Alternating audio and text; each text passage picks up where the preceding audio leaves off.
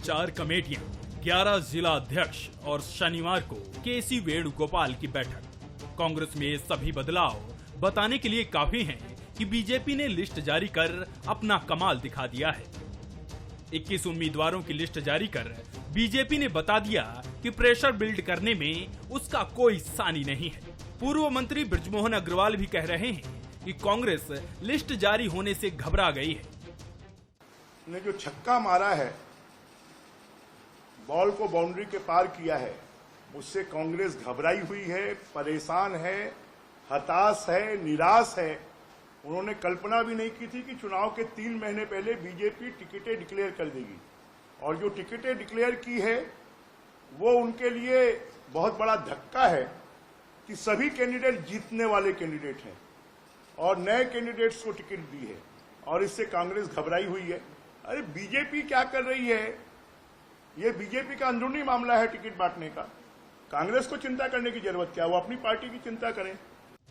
जाहिर है इसे बीजेपी के चाणक्य यानी अमित शाह की रणनीति माना जा रहा है, जिससे बीजेपी रणनीतिक तौर पर बढ़त ले सके।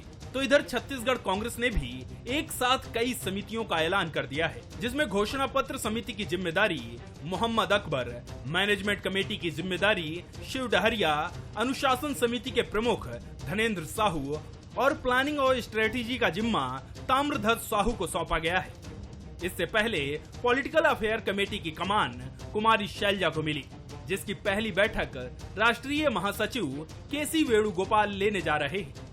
इधर बीजेपी से निशाना साधा गया तो कांग्रेस से भी पलटवार आया। मंत्री रविंद्र चौबे का दावा है कि कांग्रेस की तैयारी बीजेपी से मीलों आगे है। चुनावी तैयारी में कांग्रेस भारतीय जनता पार्टी की तुलना में मीलों आगे है। अब लिस्ट भर जारी कर दिए हैं, लेकिन इससे बड़ा स्पष्ट हो गया है कि स्थानीय नेतृत्व भारतीय जनता पार्टी में शून्य है।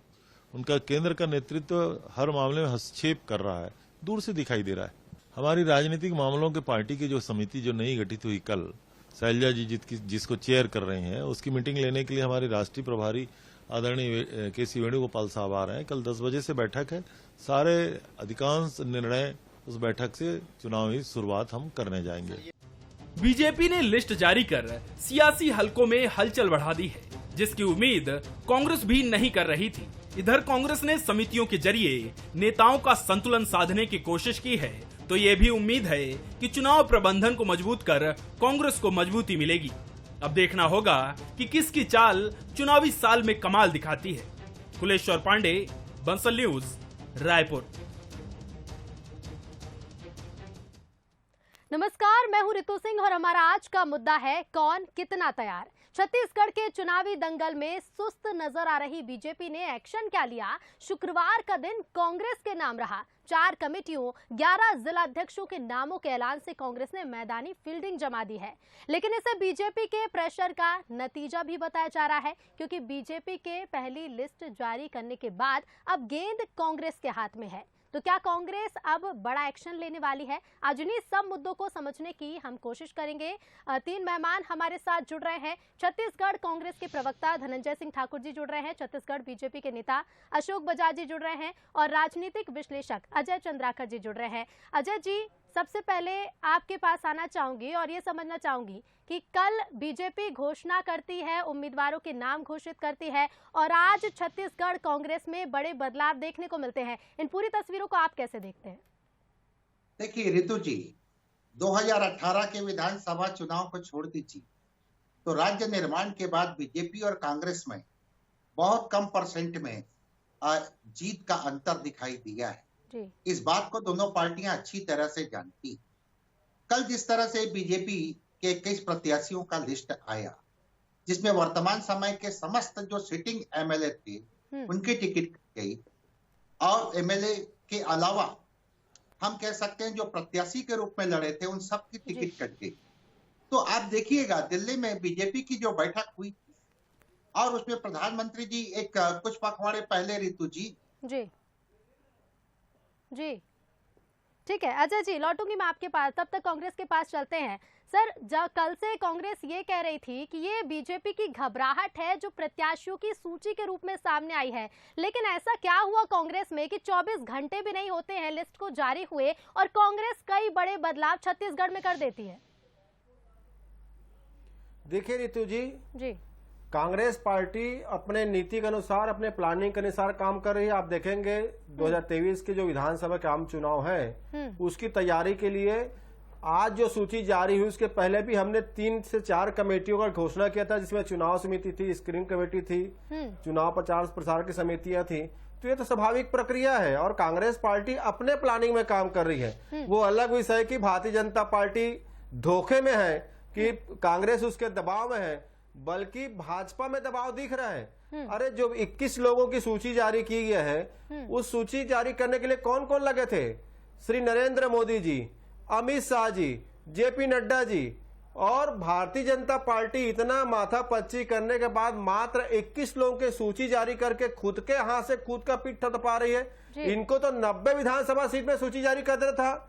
जहां प्रधानमंत्री नरेंद्र मोदी जी बैठे हैं, शाह जी बैठे हैं, नड्डा जी बैठे हैं, और मात्र 21 लोगों की सूची, और वो भी 21 लोगों में तो कई ऐसे हैं जो किसी परिवार के सदस्य हैं, तो किसी को भ्रष्टाचार के आरोप लगे हैं, किसी को क्षेत्र की जनता ने पहले खारिज कर दिया है, कोई दूसरे दल से आया हुआ है। तो कोई तीर नहीं मार रही है भारतीय जनता पार्टी। ये तो 21 जो सीटें जारी की है वहां भारतीय जनता पार्टी पहले अपना भगदड़ तो रोक ले, वहां के जो स्थानीय लोगों में भगदड़ मचा हुआ है, और कांग्रेस तो अपने प्लानिंग में काम कर रही है। ठीक है, कांग्रेस की प्लानिंग हो सकती है। अशोक जी, आपके पास आ रही हूँ। कांग्रेस कह रही है कि ये कांग्रेस की प्लानिंग है, चुनाव को लेकर जिस तरह से पहले घोषणा की जा रही थी, जो बदलाव किए जा रहे थे, उसी प्रक्रिया में बदलाव किए जा रहे हैं। लेकिन क्या आपको नहीं लगता इतना जल्दी ये लिस्ट जारी करना, जो कांग्रेस पहले से छत्तीसगढ़ में एक्टिव मोड में थी, वो अब सुपर एक्टिव मोड पर आ गई है? देखिए, कांग्रेस तो बहुत, और भारतीय जनता पार्टी ने लिस्ट जारी की है, उससे इनकी घबराहट साफ दिख रही है।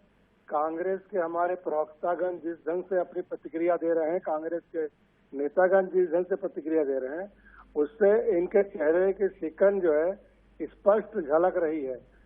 जहां तक कांग्रेस का सवाल है, तो कांग्रेस तो अभी हड़बड़ी में जिस ढंग से कमेटियां बना रही है, टीएस बाबा ने घोषणा पत्र समिति में शामिल होने से इनकार कर दिया। वो बोले मैं इसकी अध्यक्षता नहीं करूंगा, कि एक बार मैंने इतना झूठ बोल दिया है कि अब दोबारा मेरी झूठ बोलने की हिम्मत नहीं, क्योंकि जितने वादे किए थे वो सब वादे आधे अधूरे पड़े हुए हैं, कोई वादा 100% पूरा हुआ नहीं।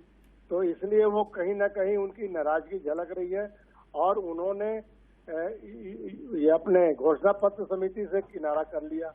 और कांग्रेस जो है ये आरोप लगा रही है भारतीय जनता पार्टी पर कि 90 सीट में जारी करना चाहिए। और देखिए भाई, आपको हम बता दें कि बहुत जल्दी बाकी सीटों पर भी हमारे भारतीय जनता पार्टी कैंडिडेट आएंगे, और अभी जो 21 सीटें डिक्लेयर हुई हैं उसमें 21 के 21 सीटों पर भारतीय जनता पार्टी जीतेगी। 15 सीटों में तो हम आई हैं, और बाकी में हमको तो बहुत ज्यादा और मशक्कत करने की जरूरत नहीं पड़ेगी, और निश्चित रूप से Bharatiya Janata party confirm majority के साथ सरकार बनाएगी छत्तीसगढ़ में, इतना आप जान लें। ठीक है अशोक जी, अभी आपके दावे कितने सफल होंगे ये तो कुछ महीनों में ही पता चल जाएंगे।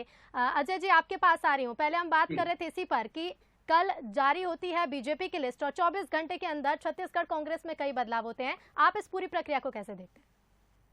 देखिए रितु जी, दोनों पार्टियों के दृष्टिकोण से देखें, बीजेपी सिर्फ कल लिस्ट जारी नहीं की है, लिस्ट जारी की है उसमें प्रधानमंत्री का चेहरा इन तीनों राज्यों के या 5 राज्यों के चुनाव में नहीं होगा। आपको मेहनत करना है, संगठन से लेकर के हम आपको पहले से पर्याप्त समय दे रहे हैं, और यहां सभी बराबर हैं, चाहे वो सीनियर लीडर हो, चाहे जूनियर लीडर हो, यंग हो। ये बीजेपी की तैयारी, वो 75 वर्ष की सीमा भी टूट गई है। आप एमपी का लिस्ट देखेंगे या फिर छत्तीसगढ़ का, या नेताओं के परिवार को भी टिकट मिली है, ये भी सच है।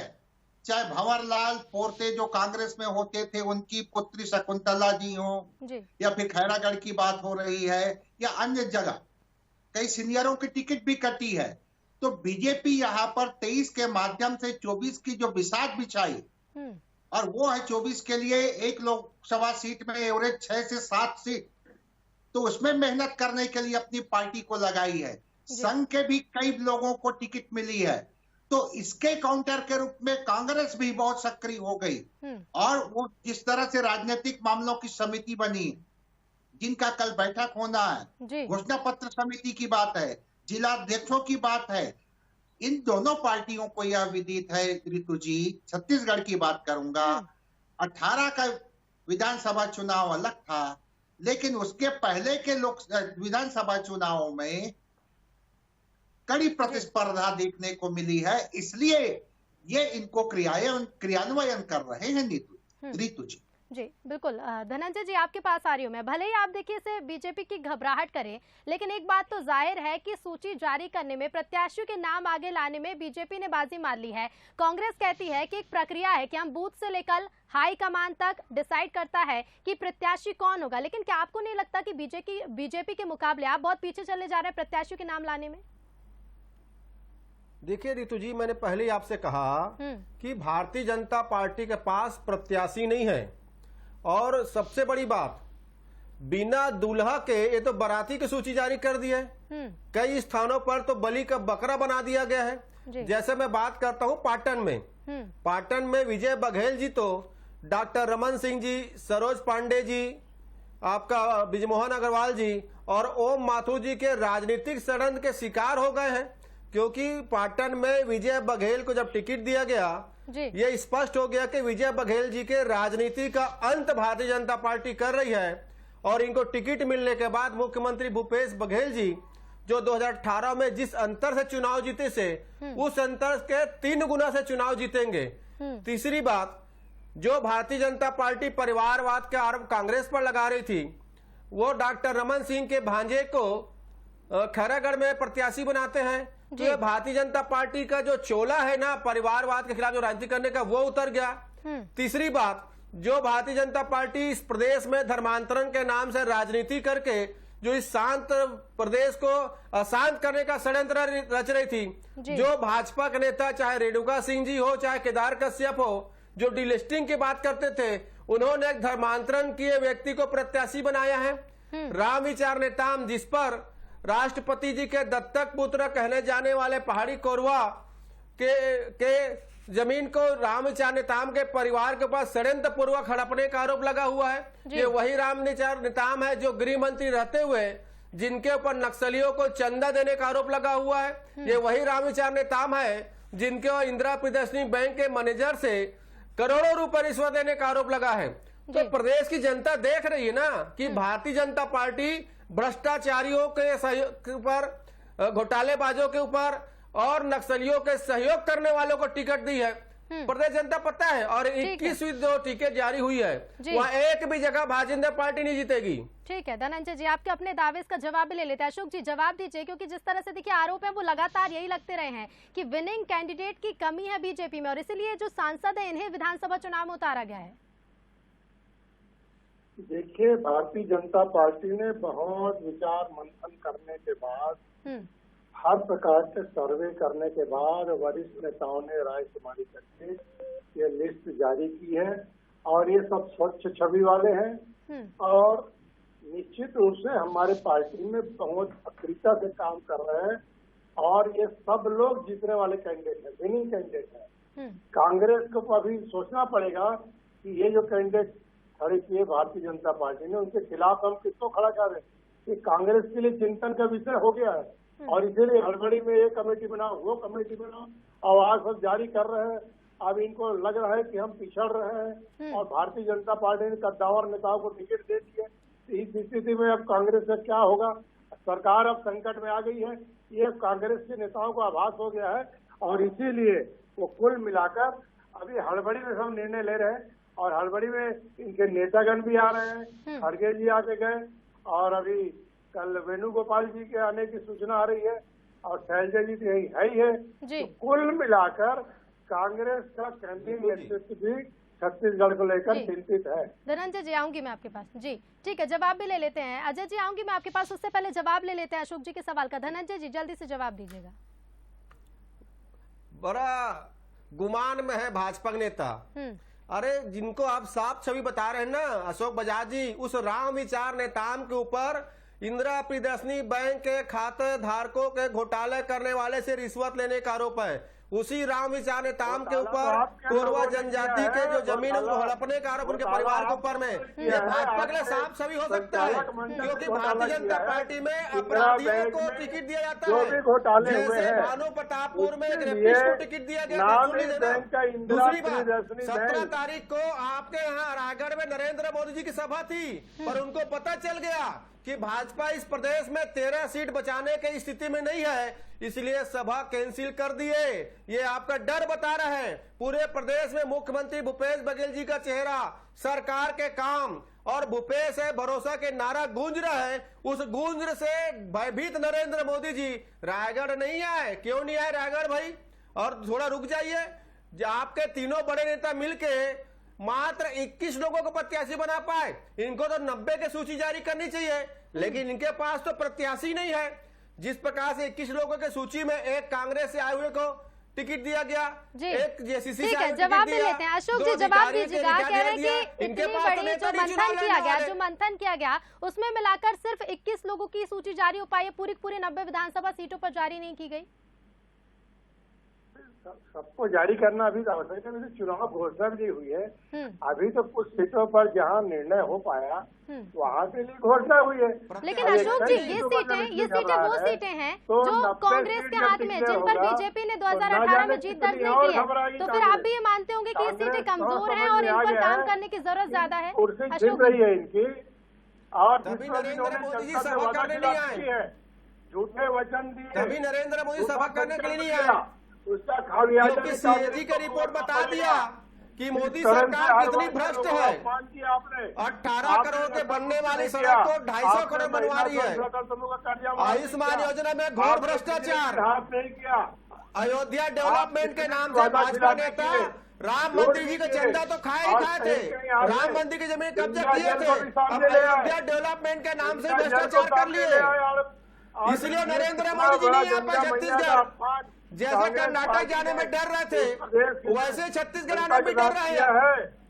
ये आप जनता देख रही है और आपके सब जनता देख रही है कि यही वो भाजपा है जो मर्यादा पुरुषोत्तम श्री राम जी के नाम से चंदा ली, उस चंदा को डकार गई। जब धनंजय जी, अशोक जी मंदिर में भ्रष्टाचार भाजपा के लोग किए। ठीक है, आरोप लगाते रहेगा धनंजय जी, अशोक जी आरोप लगाते रहेगा। लौटूंगी मैं आप दोनों के पास ही। अजय जी आपके पास आ रही। ठीक है धनंजय जी, सुनूंगी मैं। अजय जी आपके पास आ रही हूँ। देखिए लगातार दिग्गजों के दौरे जारी हैं और इन दौरों को लेकर आरोप भी लग रहे हैं। हम देख रहे हैं कि केंद्रीय गृह मंत्री अमित शाह भी लगातार बैक टू बैक दौरे कर रहे हैं छत्तीसगढ़ के, और दिल्ली से ही ये नाम तय किए जाते हैं। ऐसे में कांग्रेस के पास भी एक मौका ये कहने का कि दिल्ली से नाम तो तय किए जा रहा है, लेकिन बूथ लेवल पर बीजेपी रायशुमारी भी नहीं ले रही है।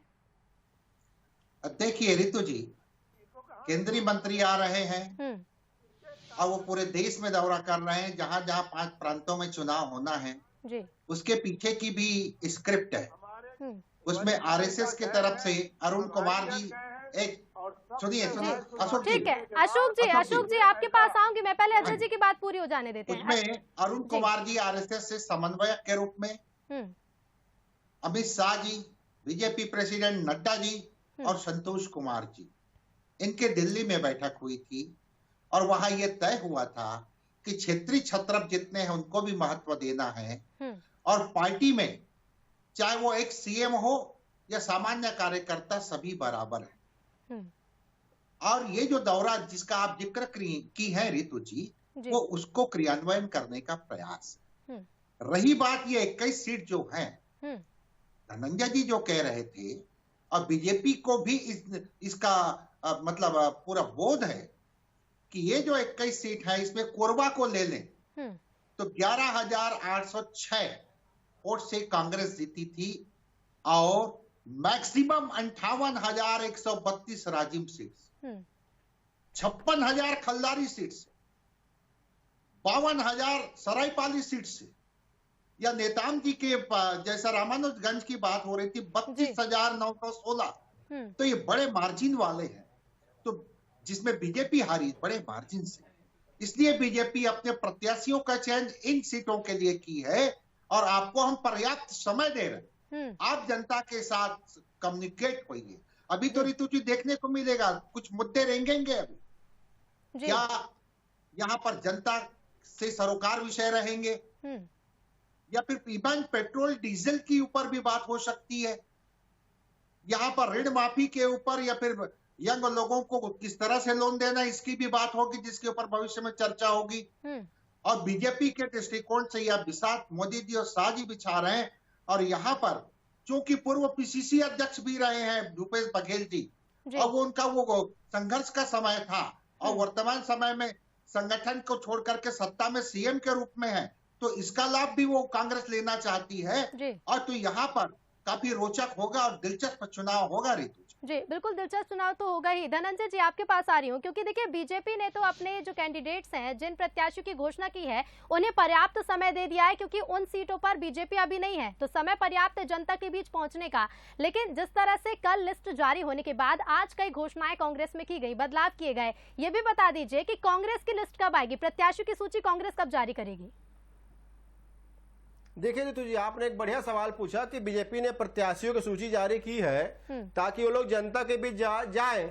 मतलब इस बात का प्रमाण है कि इन लोगों का जनता से कोई सरोकार नहीं है, ये सिर्फ चुनाव के दौरान ही सामने आए हैं। और मैं तो कह रहा हूं ना, बड़ा दुर्भाग्य की बात है कि जिस सूची को तैयार करने के लिए श्री नरेंद्र मोदी जी बैठते हैं, अमित शाह जी बैठते हैं, भाजपा की कार्यकारिणी बैठती है, और 90 नहीं मात्र 21 लोगों की सूची जारी करते हैं। इससे समझ में आता है ना कि इनके पास बाकी विधानसभा के लिए कोई प्रत्याशी नहीं है, और जो 21 लोगों की तय किया गया, इनका जनता से कोई सरोकार नहीं है। और हमारी सूची की बात करते हैं, हमारे 71 विधायक तो लगातार जनता के बीच में है, हमारा जिला का संगठन जनता के बीच में है, प्रदेश की सरकार जनता के बीच में है, और बड़ी मजबूती के साथ हम अपने संगठनात्मक गतिविधियों को जनता के साथ शेयर कर रहे हैं। सरकार की योजनाएं हमारी पहुंच रही है। लेकिन वहीं आप देखेंगे नरेंद्र मोदी जी 17 तारीख को छत्तीसगढ़ रायगढ़ आना कैंसिल करते हैं। अमित शाह जी रात को आते हैं और सुबह भाग जाते हैं, क्योंकि उनको पता है कि इस प्रदेश में भूपेश है तो भरोसा का नारा गूंज रहा है, और भारतीय जनता पार्टी वर्तमान की 13 सीट बचा ले, बड़ी बात है। तो शर्म के मारे वो आके किसी से सामना नहीं कर पाते हैं। और हमारी सूची बहुत जल्द आएगी, और हम तो जनता के साथ में हैं, हमारे सारे कार्यकर्ता बीच में है। ठीक है, जवाब ले जनता से कोई सरोकार नहीं है, वो कह रहे हैं कि जनता के बीच भेजने के लिए कर रहे हैं। ठीक है धनंजय जी, जवाब ले लेते हैं। अशोक जी जल्दी से जवाब दीजिएगा, क्योंकि आरोप लगातार यही लगते हैं, चाहे मुख्यमंत्री भूपेश बघेल का हम बयान सुने, चाहे दीपक बैज का हम बयान सुने, उनका कहना यही है कि ये घबराहट है इतनी जल्दी सूची जारी करना, और इसका खामियाजा बीजेपी को ही भुगतना पड़ेगा। जल्दी से जवाब दीजिएगा। रितु जी, भारतीय जनता पार्टी क्या अपने टाइम टेबल के हिसाब से, समय सारणी के हिसाब से काम कर रही है, और जो करना है पूरी रणनीति के अंतर्गत किया जा रहा है। और कुल मिलाकर कांग्रेस के खिलाफ में जो आज नाराजगी है, जनता के मन में जो आक्रोश है, हर वर्ग में, चाहे कर्मचारी हो, चाहे युवा वर्ग हो, चाहे महिलाएं हो, चाहे किसान हो, मजदूर हो, सभी वर्ग में जो आज नाराजगी थी दृष्टिगोचर हो रही है, उसके कारण कांग्रेस सरकार का पतन निश्चित है। और आप देख लीजिएगा कि ये जो भारतीय जनता पार्टी ने जो रणनीति बनाई है, इस रणनीति में भारतीय जनता पार्टी और पूर्ण बहुमत के साथ भारतीय जनता पार्टी की सरकार बनेगी, और उसके बाद लोकसभा चुनाव में 13 सीटों पर हम जीत कर बताएंगे। कांग्रेस का यहाँ खाता भी नहीं खुलेगा लोकसभा में, आप ये देख लीजिए। ठीक है, आपके अपने अपने दावे। अजय जी समय की थोड़ी कमी है, जल्दी से अपनी टिप्पणी दीजिएगा जी। देखिए रितु जी, अशोक बजाज जी बहुत बड़े हृदय के मालिक हैं। ये स्वयं राजीव क्षेत्र में एक निष्काम कर्मयोगी की भांति कितने वर्षों से अपनी पार्टी की सेवा कर रहे हैं। हमारे जैसे निष्पक्ष राजनीतिक विश्लेषक मान करके चल रहे थे कि शायद अशोक बजाज जी को उनकी पार्टी सम्मान देगी, उसके बाद भी अपनी पार्टी को डिफेंड कर रहे हैं, ये काबिल तारीफ। ऐसे कर्मठ कार्यकर्ता या धनंजय जी भी कर रहे हैं। वहां जातिगत सामाजिक समीकरण ही देखा गया रांची में, और साहू को टिकट दिया गया। इसी तरह से हम कह सकते हैं खल्लारी में जिस तरह से एक मोनिका साहू करके महिला होती थी, उनका टिकट काटा गया है। तो यहाँ पर साहू मतदाता काफी सेंसिटिव है। अब देखना यह होगा कि कांग्रेस ये सामाजिक समीकरण को बनाते हुए किस तरह से अपने कह सकते हैं प्रत्याशियों का घोषणा करती है। लेकिन बीजेपी सिर्फ यहाँ बहुत डिफरेंस से चुनाव हारी थी, इसलिए पहले की है। बाकी चुनाव तिथि घोषणा बिल्कुल होने अजय के जी, बाद अब ये तो वक्त के साथ ही पता चलेगा कि तमाम समीकरणों को साधते हुए कांग्रेस की वो लिस्ट कब सामने आएगी। फिलहाल आप तीनों का ही शुक्रिया हमसे जुड़ने के लिए और इस चर्चा में भाग लेने के लिए।